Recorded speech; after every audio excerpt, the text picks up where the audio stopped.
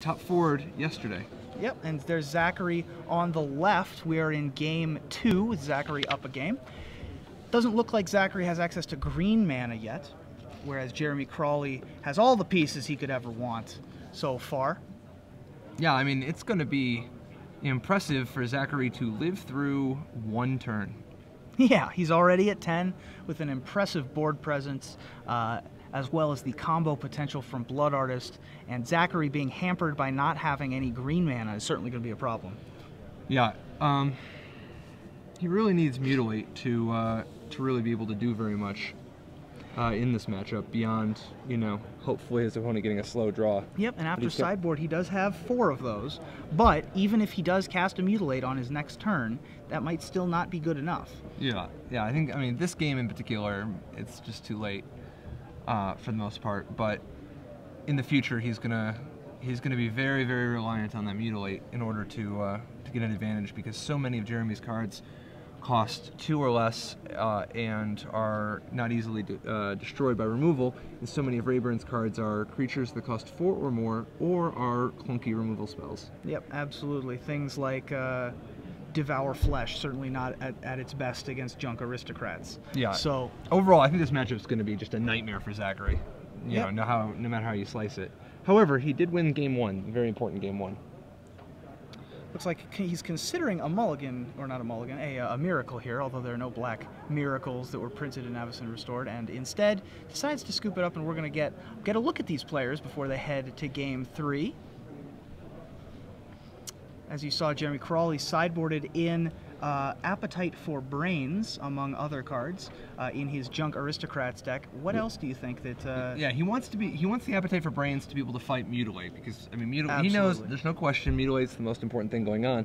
Additionally, though, Appetite for Brains, an excellent answer against Thragtusk, and the fact that it also hits Disciple of Bolas and Desecration Demon is just gravy. Absolutely. After sideboard, I imagine he will also be bringing in Duress to be able to deal with Mutilates and other elimination spells. It's also possible he could bring in something like Garruk Relentless, sort of trying to fight on the same level as Zachary. Possibly. He doesn't want to slow himself down too much. I usually don't like Garruk Relentless unless I value the ability to fight. Sure. However, I think that Sin Collector, as an additional way to fight things like Mutilate, could make an appearance. Yeah, lots more interaction with the hand, with Duress, Appetite for Brains, and Sin Collector, coming in for some of the less important cards against Zachary, things like Tragic Slip and Abrupt Decay. Do you think there's any chance he brings in Lifebane Zombie? I mean, all it hits is Thragtusk, but... It does hit errant Scavenging Oozes, but yeah, it's not going to hit Scavenging Ooze very often. I don't know. How important is Thragtusk in Jeremy's eyes to getting past That's Zachary? a good question. I can't imagine it's that important. Plus, it's not like he has very many bad cards to take out. Yeah. You know, he's probably going to want to cut his 1 Abrupt Decay. Although you might just need it for the Scavenging Ooze. But for the most part, he doesn't want to be too reactive. He wants to make sure that he brings beats as reliable as those we just witnessed. Absolutely. On Zachary's side of the board, he's got an extra Mutilate in his sideboard. He's also got a couple of Ratchet Bombs, very good against the Lingering Souls strategies. And on top of that, that looks like about it for things I would bring in. Maybe this Abrupt Decay as well to take out Blood Artists and the like. Yeah, it's a tough way to do it. I don't know if I would even want the Abrupt Decay, but it's certainly an option. The Ratchet Bomb, I guess, it's not a great way to do it either, but at least you can sort of hit a couple tokens, or maybe Ratchet take it up Bomb to 2. will often take out a couple tokens. It's a good way to take care of a Cartel Aristocrat. And certainly things like Devour Flesh and Liliana of the Veil are going to come out. Yeah, you don't want you don't want the sacrifice nonsense. Yep. Not great against the Doom Traveler Young Wolf deck. So Zachary is going to be on the play for this important 3rd game. We've seen the Rock a couple of times, named the Rock after the original green-black mid-range deck, the Rock and his Millions, with Deranged Hermit and Phyrexian Plague Lord. Yeah, a lot of people don't know this, but you know who was the first person to put up a good tournament finish with the Rock and his Millions? With the Rock deck? My guess is Sol Malka. That's what most people would answer, but that's not the case. And What we is do a it? good case study of this in Next Level Deck Building. All right. But breaking it down, it's actually Jelger Wiegersma. Really? Hall of Famer Jelger Wiegersma was the first player to put up a big finish with the Rock. Excellent. Yep. Wow. Well, the Rock, a.k.a. green-black very control-ish mid-range, has been on the map for basically as long as after it was first invented during Urza's Legacy, all the way through Pernicious Deed and Spiritmonger, then a little bit later, all the way up to today with things like Desecration Demon and Thragtusk and Disciple of Bolas as the flag bearers for that strategy. Yeah, the rock has most often really been about what you put out some. You just got green for the creatures and black for the removal. Absolutely, yeah. And this current iteration actually doesn't even have very much green, very much in the green creature department. It's much more of a mono black deck. But yeah, definitely to take advantage of Mutilate. I imagine that we would see slightly more green if Mutilate weren't a card. That's true. But certainly this iteration, much more swamp dependent, rather than, for example, old extended Death Cloud black-green with Garruk Wildspeaker, that kind of the rock. So this game's going to start out with neither player playing a 1-drop, and Zachary is going to take advantage of Jeremy's slightly slower draw, not having a Doomed Traveler or a Young Wolf on turn 1, by Sign and Blooding himself to get back up to the maximum number of cards in hand. Nice. That's definitely what he wants in this kind of a spot, because it is going to be a little bit of a resource battle. And Jeremy's draw not so fast that the life total is that concerning to Zachary. Yep. Skurstag High Priest is going to be the play from Jeremy. That is a very scary human, a 1/2 that can produce a steady stream of undefeatable monsters. It was often compared to, very early in its life, often compared to a pseudo Stoneforge Mystic. Very early, because it's a 1/2 for 2 that has a ton of body value attached to it. Clearly a different Magic card and something you have to build your deck much more specifically around. But the power is nonetheless there against certain types of decks. Zachary is probably going to have to use one of his textless Putrefies on it. Yeah. First, though, we're going to see Lingering Souls out of Jeremy Crawley. Yeah. In response, a Putrefy and a pair of Souls are going to enter the battlefield. Not Tom Martell's. Actually printed Wizards of the Coast official Lingering Souls entering the battlefield. Zachary has not 1, not 2, but 3 copies of Thragtusk in his hand. And at least 2 land. Yep. So we are going to see Thragtusks on parade in just a short moment here. Yep. He has a Putrefy again for if another troublesome permanent that isn't Cartel Aristocrat manages to hit the board, although it's not particularly good on the opponent's turn with Voice of Resurgence either, which is Jeremy Crawley's draw for the turn. Looks like Voice is going to be the choice coming down for Jeremy Crawley. You're welcome. Yeah. I'm not the only one that can rhyme up in this booth, sir.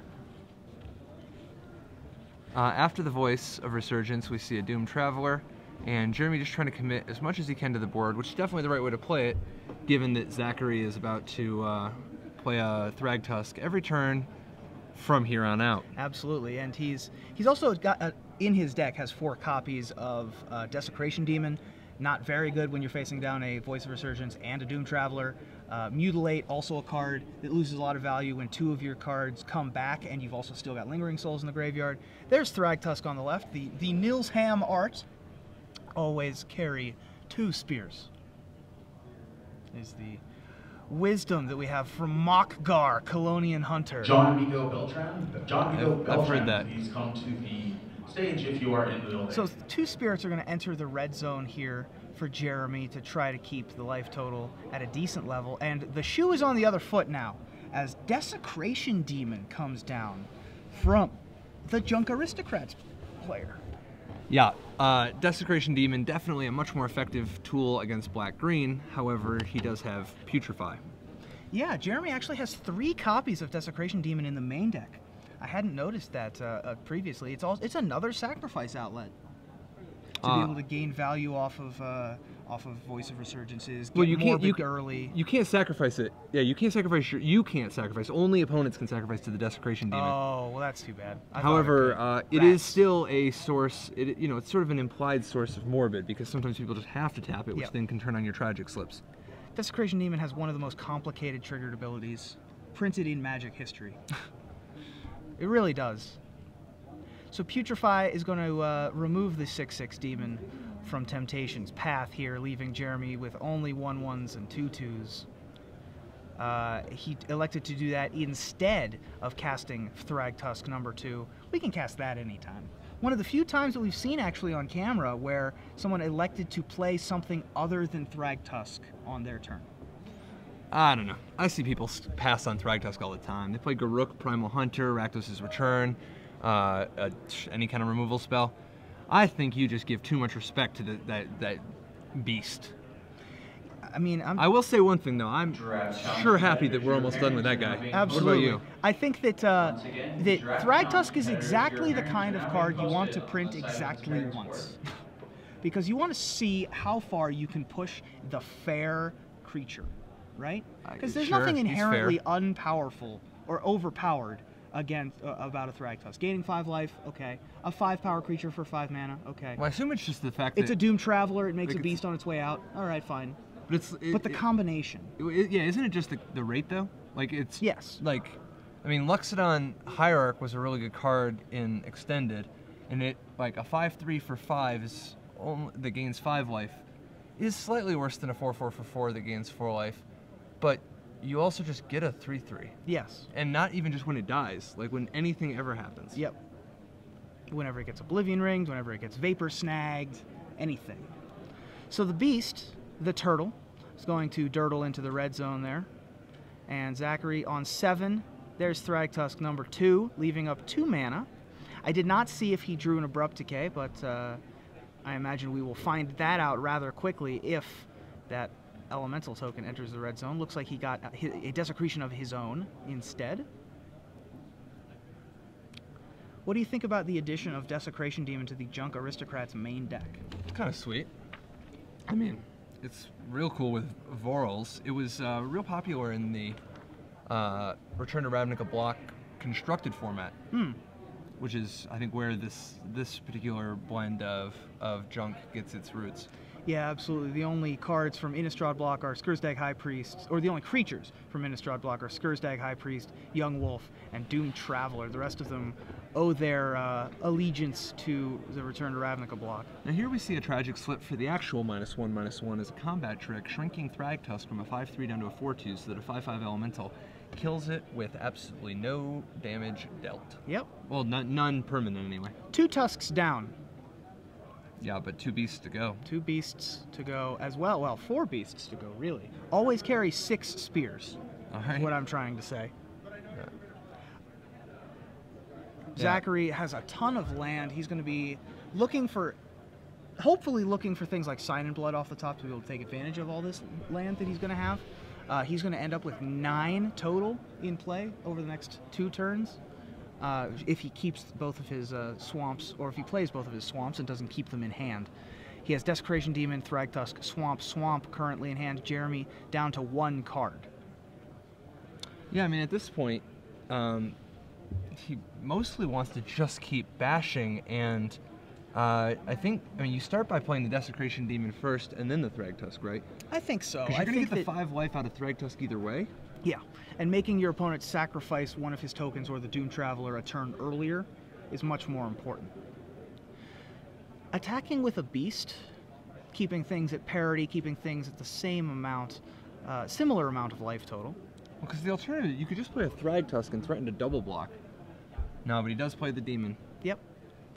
And Demon is probably going to get a bunch of counters the longer this game goes, rather than ever entering the red zone. Now the interesting thing here... One way the Abyss. That's right. And one thing that's interesting to me is if Jeremy wants to attack, he's going to have to sacrifice a creature on his turn. Which I think is what we're seeing with these Lingering Souls. 5 total spirits. I mean, they're just making the elemental enormous too. Absolutely. That's a good point. Even bigger than the Desecration Demon is Wow. that elemental. For now. Looks like we have a spirit on its way back in. Yep. So there's the Doomed Traveler Spirit. In comes the 7/7 Voice of Resurgence Elemental token and 3 Spirit Flyers. A Remember, beast 3 token can't attack from the Lingering Souls and the Doom and the Traveler. Doom Traveler. So those are going to get to remain on defense. One beast token, the untapped beast token, is going to throw itself under the tires for the good of the team to be able to prevent 7 damage from the elemental. Looks like another land off the top for Zachary. He is very low on fuel, with only that 3rd Thragtusk to go. Yeah, the real problem here is that Zachary needs to be able to deal with that Voice of Resurgence. He can't chump block for very long. Yeah, he's going to need to find an Abrupt Decay, a Putrefy, a Doomblade. Now, if he can kill enough spirits, he can get the elemental down small enough that that Thragtusk can actually tussle with it, but we have a little bit of a ways to go before that's the case. Yep, it is currently a 6/6. And Thragtusk is going to enter the battlefield. A little shake of the head from Jeremy Crawley. Can't believe that 3 Thragtusks have come down. There's about 5 minutes left on the clock for these players. The rest of the room has pretty much finished up their matches. This is one of our last ones remaining. I don't know if I like playing the 8th land. He's got an 8/8 demon. The 8th land isn't doing anything for him in play. Right, that's true. So we've got 5 spirits and a 7/7 elemental coming in. Yes, 7/7 elemental. And that elemental's going to trade with a beast and a Thragtusk, right? Yep. So it's going to trade with the front half and the back half of a Thragtusk, actually, by being so big. But what's really interesting is that Voice of Resurgence is going to be able to make another elemental. Jeremy's showing him. Now, the Voice of Resurgence is going to make another elemental later. Yep. Yeah. So that one's going to be on wait. Players, That one's not going to be able to attack. So he's going to be able to block with the beast, with the Voice of Resurgence for a turn, and the beast will survive. And then the next turn he'll have a massive. This is where he really elemental. needs Ratchet Bomb or Mutilate. Yeah, both of which would be incredibly potent here. Is that a tragic slot? It looked like a Lifebane zombie to me. Ooh, that's tragic. Yeah. Not nearly as tragic as he was hoping for. So, I understand. Got it. Yeah. Inadvertently giving Junk Aristocrats a way to convert Exactly. that Voice of Resurgence into a token himself. There is another roadblock, shall we say, for the elemental token, as it is going to be... Actually, it's a 6/6 right now. So if it doesn't grow anymore, Zachary could try and trade both of his creatures for the 6/6 elemental. It does, however, look like Jeremy found a Skursdag High Priest. The Demon Factory is going to certainly put Desecration Demon out of business. This is a real rough one. In come all the tokens.